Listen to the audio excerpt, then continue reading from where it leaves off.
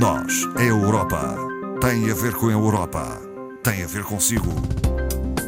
À sexta, uma reflexão sobre a atualidade europeia.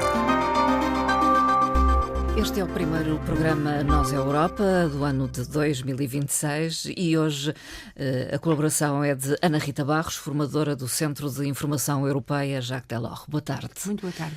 Ana Rita Barros, hoje vamos começar por assinalar uma efeméride. Há 40 anos Portugal aderia à então, comunidades europeias. Exatamente. Em 1 de janeiro de 1986. Nós ainda nos lembramos perfeitamente dessa data. Um marco importante na consolidação da democracia portuguesa e na vocação europeia de Portugal, sem dúvida.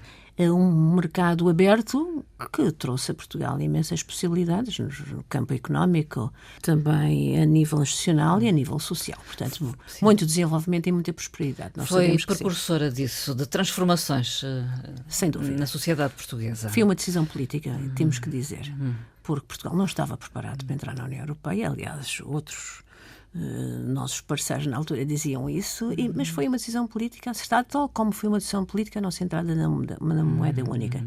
São decisões que às vezes não têm base técnica, mas que são, enfim, promissoras, não é? Nestes 40 anos, o que é que destacaria? Houve vários momentos de referir. Desde logo, os fundos estruturais foram marcantes para o desenvolvimento de Portugal. Na década de 80 e na década de 90, os quadros comunitários de apoio, os QCA 1, 2 e 3, preconizaram a entrada de fluxos financeiros em Portugal, que se possibilitaram não só modernizar as infraestruturas rodoviárias, não é? Aquilo que nos lembramos desde logo, mas também redes de saneamento básico, fornecimento de água, fornecimento de eletricidade, apoio a escolas, apoio a hospitais, apoio à agricultura e às pescas. Na altura modernizaram-se muito o setor pescatório e ainda uma forte aporte na formação profissional. Todos nós nos lembramos de uma época que havia formação profissional para tudo e mais alguma coisa. Mais tarde, também na década de 90, deu-se a afirmação internacional portuguesa, que também ninguém acreditava que conseguiríamos, que foi organizarmos e pormos em prática, no terreno, a Expo 98. A grande exposição. A grande exposição. Uma semana antes dizia-se que não abriria na data marcada, mas Portugal conseguiu, mostrou assim a sua posição e uma forte integração europeia, que também lá estava patente.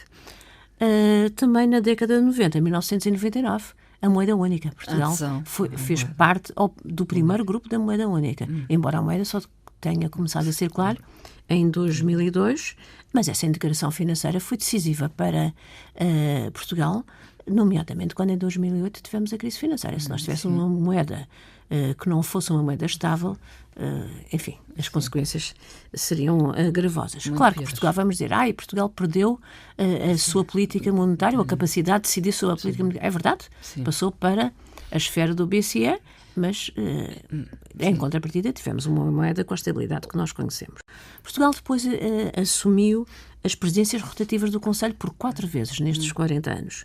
1992, 2000, 2007, uma data marcante, porque temos o nome da nossa capital associado a um tratado, o Tratado de Lisboa, que foi negociado na sua fase final em 2007, embora só tenha começado a entrar em vigor em 1 de dezembro de 2009, mas isso foi pelas ratificações dos Estados, que normalmente demoram tempo, uns mais do que outros. E 2021, já em plena crise do Covid. Pandémica.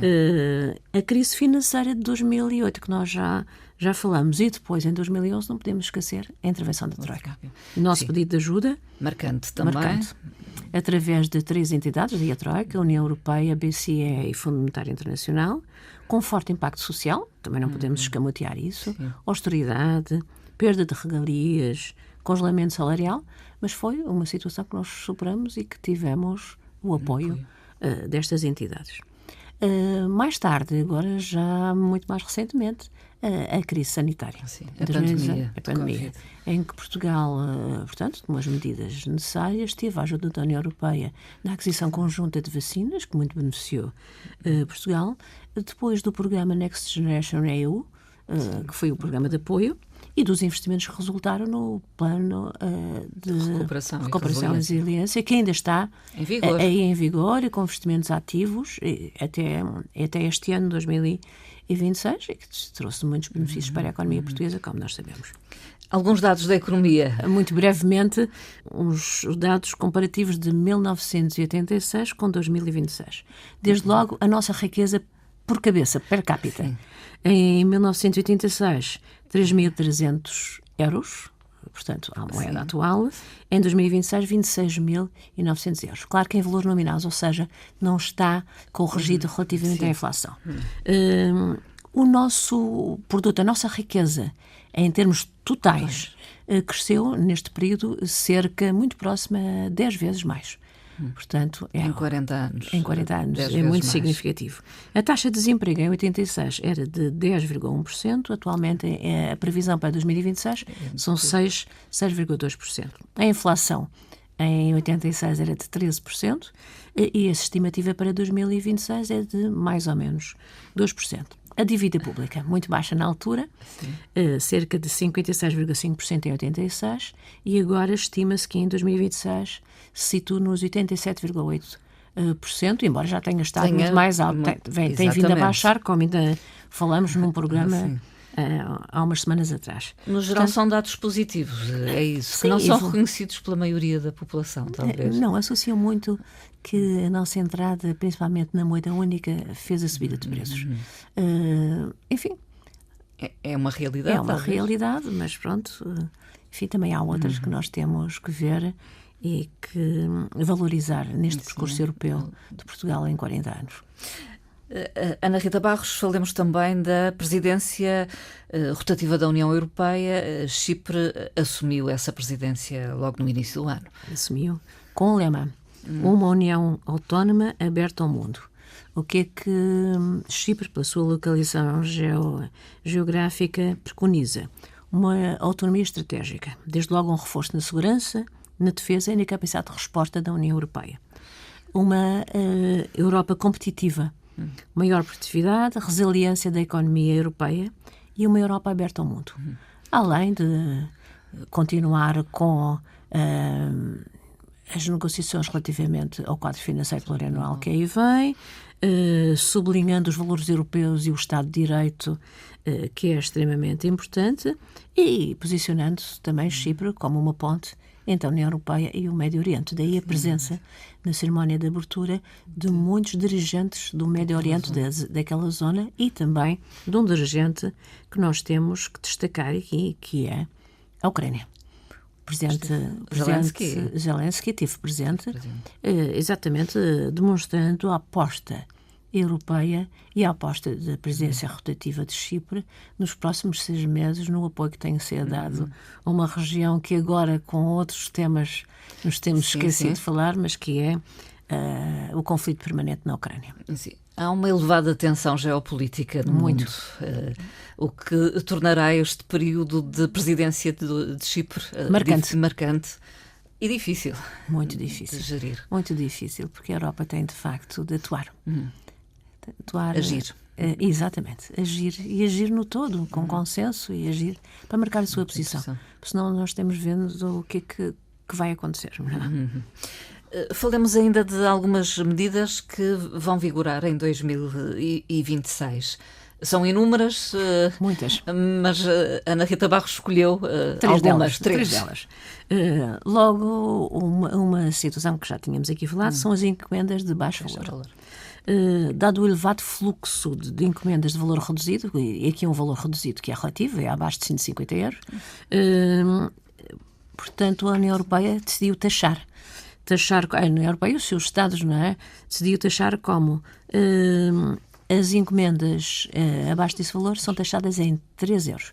Parece pouco, mas os cálculos da União Europeia relativamente às encomendas diárias na União Europeia com este valor são de 12 milhões por dia. Portanto, significativo, um volume significativo. A medida entrará em vigor em 1 de julho de 2026. E é por encomenda, não por produto. Às vezes as pessoas têm questionado, será por produto? Não. É por encomenda, e a encomenda no seu todo claro que se for separado, são taxadas. Consegue-se contornar, digamos. Exatamente, é isso que está a dizer. Esta é uma das medidas, outra tem a ver com a segurança química e avaliação de substâncias. Uma regra designada por uma substância e uma avaliação. E vai harmonizar, porque a legislação inter-Estados-membros é muito diferente, o que dificulta a atuação das agências europeias e até da fiscalização. Além disso, nas importações e exportações, portanto, na troca de produtos inter-Estados-membros, porque abrange produtos que vão desde brinquedos a alimentos, passando por pesticidas e biocidas. Este novo sistema vem tornar estas transações e estas aplicações mais transparentes e eficientes, permitindo a comparabilidade entre Estados-membros, regulamentar e controlar exatamente esta aplicação, permitindo que as agências não façam um trabalho duplicado relativamente a um Estado e a outro Estado nas transações. Outra medida tem a ver com transparência salarial. É uma diretiva de 2023, que entra este ano em vigor e que se refere à igualdade de género. Portanto, a diretiva aplica-se a todos os sectores de atividade. Sector público, privado, social e até multinacionais que estejam a operar em Portugal. Para não haver desfazamento entre o salário pago a um homem e a uma mulher perante o trabalho igual. Perante a mesma função, exatamente. Mesma função. Portanto, a diretiva da transparência determina a neutralidade de género e começa já no recrutamento. Portanto, não pode haver recrutamento discriminatório. Aquelas perguntas que nós muitas vezes sabemos e ouvimos não podem ser feitas. E há mecanismos para os candidatos denunciarem situações desse género. Também no recrutamento fica interdito questionar o candidato relativamente ao seu histórico salarial. Portanto, o passado é passado.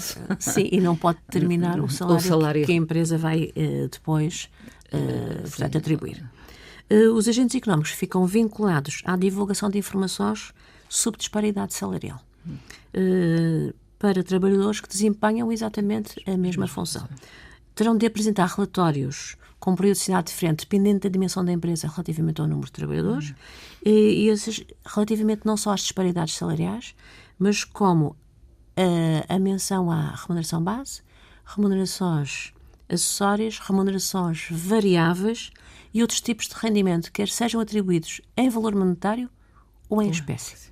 Portanto, esta apresentação de relatórios começa já agora este ano, portanto, e têm que ser publicados e divulgados. E as empresas que têm até representantes sindicais, eles têm que estar dentro da informação que vai ser divulgada. Falemos, no fundo, da tensão que se vive atualmente em termos do quadro geopolítico, particularmente das ameaças sobre a Groenlândia, ameaças dos Estados Unidos da América, nomeadamente de Donald Trump, exigem uma tomada de posição dos países europeus. Foi isso que fez a França, a Alemanha, a Polónia, Portugal também, a Itália, um número elevado de países europeus, ainda não é uma posição europeia, mas é uma posição de um conjunto de países europeus, é que se juntaram ao Reino Unido e também com a concordância do Canadá. Aqui talvez referir que a Ilha Ártica, maior ilha, não é? É um território autónomo, não faz parte da União Europeia, portanto, por opção está fora da União Europeia. Mas é da Dinamarca. Mas é da Dinamarca. Como pertence à Dinamarca, que é membro da União Europeia, está, portanto, regulamentado por essa situação. Além disso, como a política de defesa, apesar da autonomia do território, pertence à Dinamarca, está também inserida como membro da NATO através da Dinamarca. É um território autónomo desde 1979, com autonomia acrescida e amplificada em 2009. E o que tem a Groenlândia de tão importante? Além do gelo, não é? Estas matérias-primas. Uma posição geoestratégica. E também a posição. Porque controla o acesso das rotas marítimas acima do Círculo Ártico. Além disso, tem estas matérias que nós sabemos que são muito cobiçadas: lítio, níquel, cobalto, cobre, além de terras raras. É esta a situação que mais capta os interesses dos Estados Unidos, digamos assim, tal e qual como foi a versão do petróleo na Venezuela. O que é que os líderes se comprometeram a fazer? investir mais na Groenlândia e aumentar a segurança, um reforço elevado da segurança relativamente ao Ártico. Além disso, também esta posição na declaração refere a situação da NATO, porque senão seria, se for uma situação bélica, seria um Estado, um membro contra outro membro. O que é uma coisa... Ambos fazendo parte da NATO. Fazendo parte da NATO, não tem... Bem... Aguardemos. Mas o que os líderes dizem é que a situação é muito delicada, que tem que ser encontrada um caminho de concordância e, por isso, já está marcada uma reunião para a próxima semana em que os Estados Unidos dizem que querem comprar, não querem comprar o território, e em que a Dinamarca diz que o território não está à venda, e vamos ver qual é a posição, porque a Dinamarca está a fazer referência a uma situação importante que são os princípios da Carta das Nações Unidas, da integridade territorial, das fronteiras invioláveis, da soberania, enfim. Veremos o que é que dá uma situação que é complicada. Falamos ainda do acordo comercial União Europeia-Mercosul que foi alcançado. Hoje, na parte da manhã, portanto, o acordo da União Europeia com os países do Sul, da América Latina, Argentina, Brasil, Uruguai e Paraguai, foi hoje aprovado em Bruxelas. Isto depois de uma situação menos conseguida no último Conselho Europeu, e foi conseguido muito pela posição italiana de concordância na aprovação. Para a semana estão reunidas as condições para que a Presidente da Comissão, Ursula von der Leyen, vá ao Paraguai assinar formalmente. Ana Rita Barros, a terminar, uma frase. Uma frase como não podia deixar de ser de Jacques Delors, que foi proferida na assinatura do Tratado de Adesão que deu origem à entrada de Portugal em 86, tratado esse que foi assinado em 1985. Diz Jacques Delors: após cerca de 50 anos de relativo isolamento, um Portugal livre e democrático junta-se a nós para construir uma Europa mais forte e unida. Sei os enormes esforços que o vosso país fez para reorganizar a sua economia e modernizar as suas estruturas. Por isso, defendi que um espírito de solidariedade deveria premiar as condições para a entrada de Portugal na Europa. Jacques Delors. E por aqui ficamos. Até breve. Até breve.